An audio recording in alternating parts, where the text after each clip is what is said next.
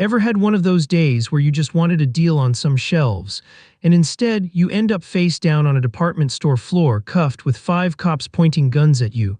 Yeah, me neither until it happened. And trust me, it was all thanks to a Karen who just couldn't take, "I don't work here" for an answer. I'm Bryce, 35, just your average middle-class dude, if average includes being a Marine vet who carries concealed, especially in a pretty strict New England state. I mean, you never know, right?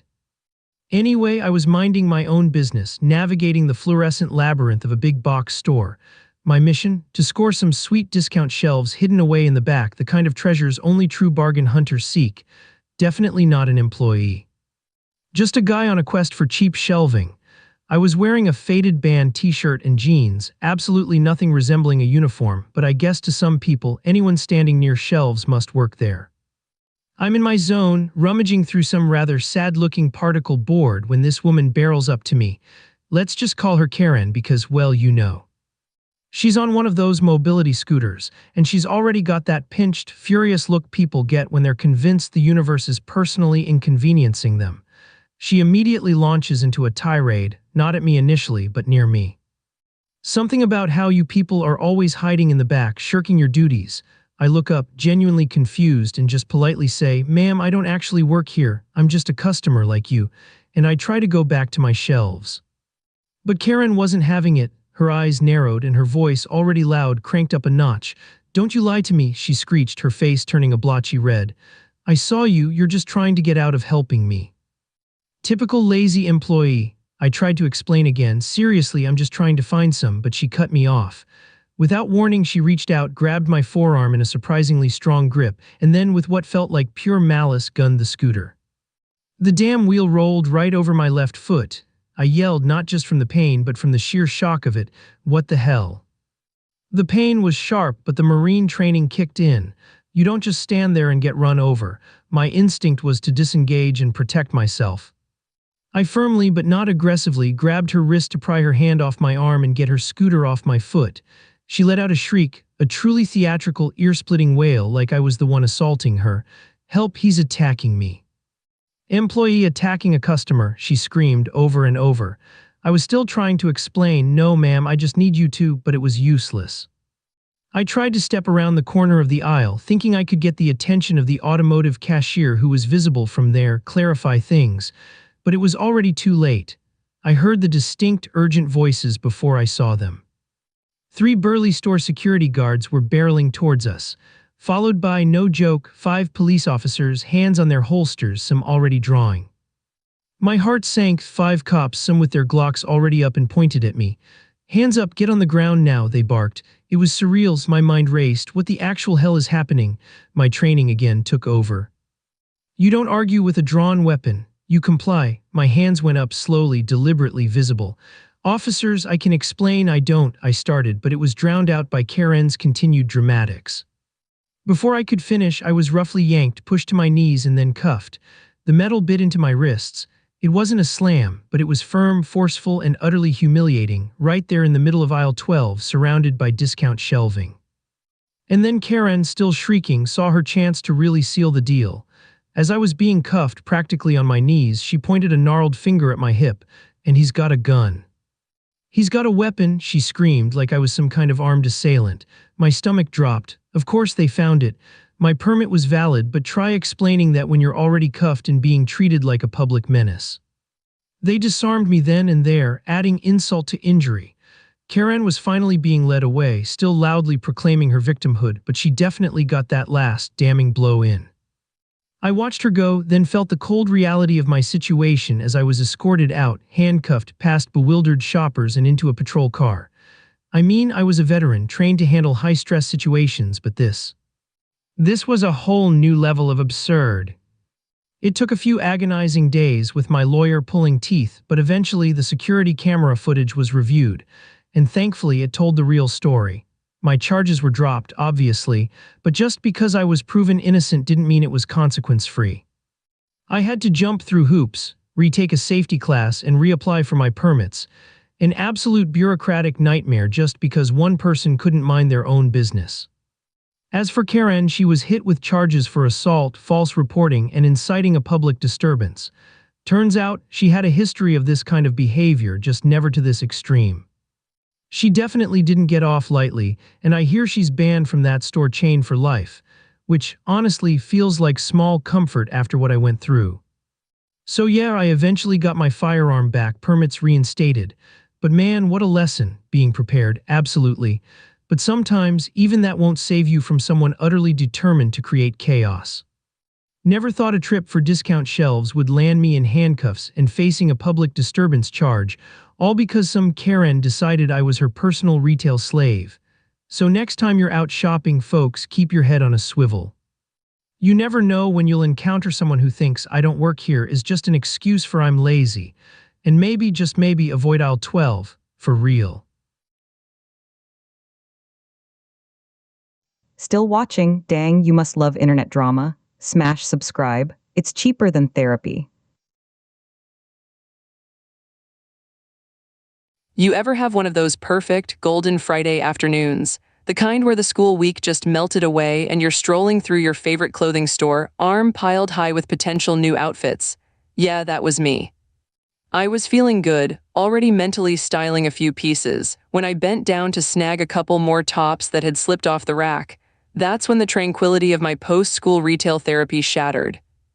A voice sharp as a broken nail sliced through the gentle background music. "Excuse me, are you going to help me or just stand there admiring your reflection?" I straightened up, still clutching a mountain of denim and cotton, and turned to face the source. It was a woman, let's call her Glenda, and her face was a roadmap of pure, unadulterated fury. Like she'd just found out her coffee was decaf and her cat judged her. Her eyes practically glowed with accusation. "Oh, I'm sorry," I stammered, trying to make sense of the sudden aggression. "Can I help you find something?" I actually thought she might just be impatient for an employee. She scoffed, a truly magnificent sound of disdain. "Help me? You think I need to introduce myself for you to do your job? I've been waiting for ages." Before I could even process that, she lunged. Her hand clamped down on my shoulder, not gently, and she yanked me back. The precarious tower of clothes in my arms went flying, a colorful explosion onto the polished floor. My jaw dropped. "Hey, what the hell? Get your hands off me." I snapped, the shock quickly turning into a hot flush of anger. My clothes were everywhere, and this woman had just physically assaulted me. Glenda pointed a finger, practically shaking it in my face. "Don't you dare talk to me like that, and don't play dumb. I saw you just standing there messing with those racks. You're supposed to be working. Or are you too lazy to actually help customers?" I took a deep breath, trying to calm my rapidly beating heart. "Lady, I don't work here. I'm just a customer like you. I was literally just about to try these clothes on." I gestured vaguely at the scattered piles on the floor. Her eyes narrowed to slits. "A customer, please? I've seen your type before, always trying to get out of doing honest work, lying right to my face. Just pick up these jeans for me and find them in a size 8. She stomped her foot, a ridiculously childish display for a grown woman. I honestly didn't know whether to laugh or cry. My Friday zen was officially annihilated.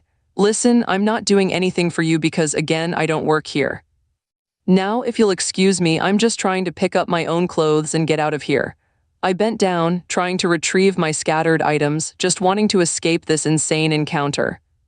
But Glenda wasn't done. She let out a shriek that made several nearby shoppers jump.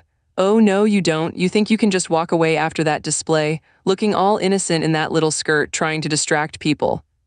What kind of person wears that to work? You're just a lazy, lying slut."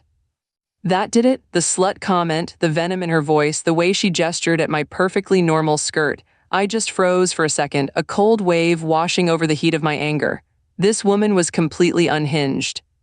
There was no reasoning with her, no point. I slowly stood up, leaving the rest of my clothes where they lay.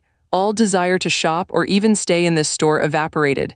"You know what, Glenda?" I said, my voice surprisingly steady despite the tremor in my hands. "Fine, you win. Enjoy your shopping." I gave her a look that I hoped conveyed both profound pity and utter disdain. Without another word, I turned and started walking away, leaving my scattered clothes and the still ranting Glenda in my wake. As I reached the store's entrance, I glanced back. Sure enough, Glenda was still there, now animatedly yelling at some poor display mannequin, or maybe just the general concept of customer service.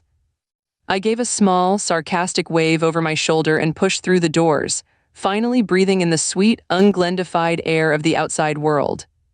The end, or at least the end of my Friday afternoon.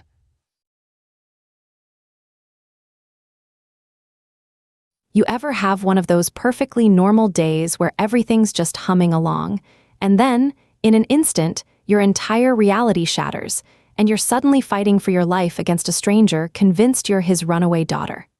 Yeah, me neither, until this summer. And trust me, it's a story for the ages, and definitely one for r/IDontWorkHereLady. I was spending my summer vacation in this adorable little small town with my aunt and uncle. It was all sunshine and lazy afternoons, exactly what I needed. One day, I decided to surprise my aunt with lunch at her job. We met up, grabbed a few things, and headed to the local grocery store to pick up some ingredients for dinner. Nothing out of the ordinary, right? We were browsing the snack aisle, and I bent down to grab a specific brand of chips from the bottom shelf. My back was to the main aisle, so I didn't see him coming. All I heard was a slurred, angry voice barking. Finally. Took you long enough. Where the hell have you been, Missy? I straightened up, a bag of chips in hand, and there he was. A man, probably in his late 50s, swaying slightly, his face red and his eyes glazed over with a potent mix of booze and fury. He smelled like a distillery. I blinked, genuinely confused. Excuse me. Don't excuse me, he snarled, stepping closer, his breath hot and stale. I've been looking for someone for 20 minutes. Where's your manager? Why isn't anyone working here? My aunt, who'd been a few feet away, started to walk over, a concerned look on her face. Before she could say anything, I spoke up, trying to be polite. Sir, I think you have the wrong person. I don't work here, I was just picking something up for myself. I even gestured to the chips in my hand. That was the wrong move. His eyes narrowed, and a terrifying switch flipped. Don't you lie to me, young lady? He lunged forward, grabbing my arm with surprising strength.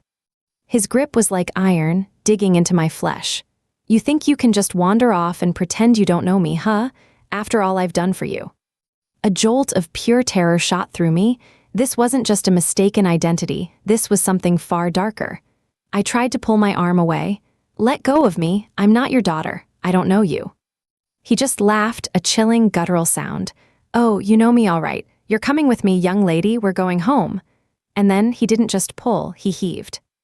My feet left the ground for a second before I stumbled forward, his vice-like grip dragging me down the aisle. My aunt gasped and yelled his name, but he was already too far gone.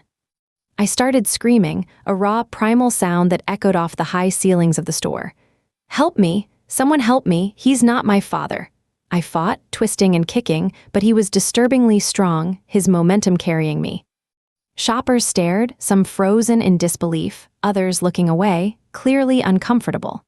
It felt like an eternity, being dragged like a rag doll through the produce section, past the bewildered faces, my pleas for help feeling utterly useless. My arm was screaming in pain, and panic was setting in hard. Was no one going to do anything? Was I really just going to be taken? Just when I thought I was utterly alone, a flurry of motion erupted around us. I could hear shouting, and then hands were on him, pulling, trying to break his grip. Cashiers, a stock boy, and a couple of brave bystanders had finally intervened. But he was fighting them off, bellowing incoherent threats and accusations. She's my daughter, she's been stealing, get off me, he roared, tightening his hold on me even as he struggled against the others. My aunt was right there, too, trying desperately to pry his fingers off me. Then, to my horror, a woman, also looking disheveled and clearly his wife, stumbled up to the commotion. Instead of helping me, she pointed a finger at me, eyes blazing. There you are, you ungrateful brat. We've been looking all over for you. Your father's worried sick. My blood ran cold. Both of them, they were both delusional. This wasn't just some drunk guy making a mistake. They genuinely believed I was their child. I felt a wave of despair wash over me. She's not your daughter, my aunt yelled, her voice cutting through the chaos like a knife. This is my niece, Ava. Let her go now. Something in my aunt's fierce, undeniable declaration, perhaps the sheer force of multiple people finally wrestling with him, broke through his drunken haze. His eyes flickered, focusing on my aunt for a split second, and then his grip loosened. I stumbled back, nearly collapsing, as he suddenly pushed past everyone, bolting for the exit. Security, who'd been called, tackled him just outside the automatic doors, holding him down until the local police arrived. I was shaking uncontrollably, my arm throbbing, as my aunt wrapped me in a tight hug. The sheer relief was overwhelming, and I just clung to her, trying to catch my breath as the adrenaline slowly started to drain away. The police were quick and efficient. They heard the multiple witness accounts, including my aunt's, and the drunk man was still shouting about his daughter when they cuffed him. They took statements, confirmed his identity, and before I knew it, he was being charged with assault, attempted kidnapping, and theft for apparently trying to leave the store with some items he'd grabbed during the scuffle. I watched, still stunned, as they put him in the cruiser and drove away. The store manager, deeply apologetic, offered us gift cards and made sure I was okay. My aunt was amazing, ensuring I got checked out and was surrounded by support. I can honestly say I've never been so terrified and relieved in my entire life. So yeah, that's the story of how my quiet summer vacation almost turned into a kidnapping, all because a drunk guy decided I looked like his daughter and apparently also worked at a grocery store. It's a stark reminder that you never truly know what's waiting around the corner, even in the sleepiest small town. And seriously, always keep an eye out for those drunken lunatics. You never know when they'll decide your family. Thanks for listening, guys. Stay safe out there. If you liked this video, you'll want to check this one out next.